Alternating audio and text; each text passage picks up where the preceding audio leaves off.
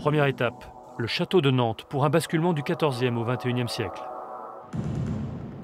Le spectateur et auditeur accueillis dans les salles voûtées voit soudainement braquer sur lui la lumière des projecteurs ou d'un balai de tubes LED, le tout enveloppé dans une nappe sonore puissante.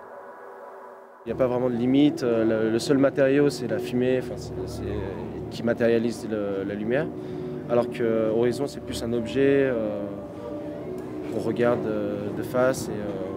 Je trouve qu'on n'a pas du tout la même approche sur les deux, spatialement, mais elles jouent toutes les deux quand même avec l'espace dans lequel elles sont insérées.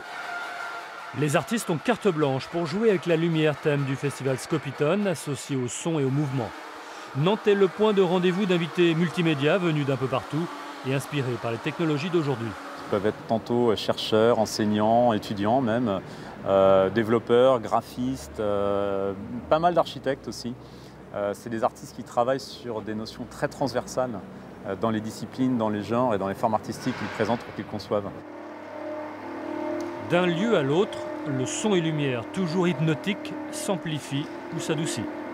Les rayons lumineux des LED vont être différents. Si on est très frontal, ils vont être très forts vers vous. Et quand on se déplace, ces rayons-là se déplacent également.